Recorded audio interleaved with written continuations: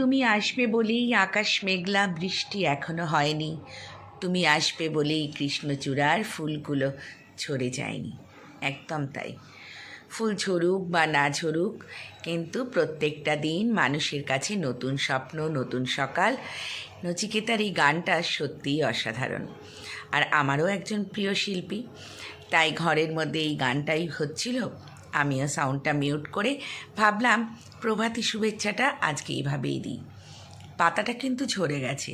আসলে প্রয়োজনীয়তার সাথে সাথে গাছও কিন্তু তার প্রিয় জিনিসগুলোকে ঝরিয়ে দেয়। মানে যখন তার রং হলুদ হয়ে যায়, ফিকে হয়ে যায়। তাই সৌন্দর্যের মোড়কটা কিন্তু সারা জীবন আমাদের একরকম থাকে না। একটা কমেন্টস পেয়েছিলাম, বেশ ভালো লাগলো। সেই বোনটি আমাকে লিখেছে, দিদিভাই তোমার ক্যাপশনটা খুব সুন্দর, যে ব্যবহারের দিকে আগে মানুষের নজর দেওয়া হয়। একদম তাই। কে কি মনে করে আমি বলতে পারবো না, তবে আমার কাছে এটার প্রয়োজনীয়তাই সবচেয়ে বড় কথা। তোমার কাছে কত অর্থ আছে, বা তোমার গায়ের রঙটা কত সুন্দর, কিংবা তোমার কত দামি গাড়ি আছে, কিংবা তোমার বাড়িটা কত মূল্যের, এটা কিন্তু নট ম্যাটার। বাট তোমার বিহেভিয়ারটা কতটা সুন্দর সেটা কিন্তু ম্যাটার করে। একটা মানুষ যখন চলে যায় পৃথিবী ছেড়ে, ফেলে রেখে যায় তার সুন্দর ব্যবহারটুকু। যদি কেউ তাকে এক মুহূর্তের জন্যও মনে করে, তবে কিন্তু তার বিহেভিয়ারের জন্যই মনে করে। তাই আমার কাছে ওটারই মূল্য বেশি। যাক, অনেক কিছু বললাম, কে কীভাবে নেবে জানি না, তবে এটাই আমার ট্যাগলাইন। তারপরে একটু প্রকৃতির সাথে নিজেকেও ভাগ করে নিলাম। মন্দিরে চলে এলাম মাকে প্রণাম করতে। প্রতিদিনের ন্যায় জাগ্রত মা আমাদের এখানে প্রায় 150 বছরের পুরনো মায়ের এই কষ্টি পাথরের মূর্তি।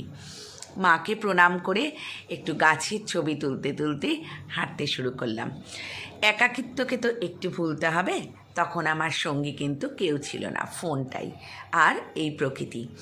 বাড়িতে ফিরে এসে মনে পড়ে গেল সেই পুরনো রুটিন। একটা পাঁচমিশালি তরকারি করছিলাম। ফটফট করে একেবারে লঙ্কাগুলোকে ভেঙে দিয়ে দিলাম।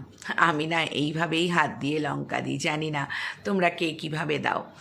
আসলে তাড়াহুড়োর মুহূর্তে বিশেষত্বটা আর ধরে রাখা হয় না। তারপরে অগ্রিম শুভেচ্ছা তোমাদের জন্য নিয়ে এলাম। হ্যাপি ক্রিসমাস সামনেই চলে আসছে। কে কীরকম মার্কেট করলে একটু বলো। আমার ব্লগগুলো, ভিডিওগুলো তোমাদের ভালো লাগে গো? যদি লাগে অবশ্যই বলো, ভুল ত্রুটি সব কিছু নিয়ে। আর যদি কোনো নতুনত্বের কিছু অ্যাড করতে হয় সেটাও জানিও। একটু শপিং করছিলাম, সঙ্গে কর্তামশাই আর ছেলে, কারণ আমার জীবনে এই মানুষ দুটোই হচ্ছে সবচেয়ে প্রিয়। তারপরে নিত্য নৈমিত্তিকের মতন কর্তামশাই বাড়ি ফেরার পর আমরা একটু রাত্রেবেলা হাঁটতে বেরোই, কারণ সারাদিনের অনেক কাজ, অনেক কিছুর পরে নিজেদেরও একটু সময় বার করে নিতে হয়। আজকে এইটুকুই, আবার কাল দেখা।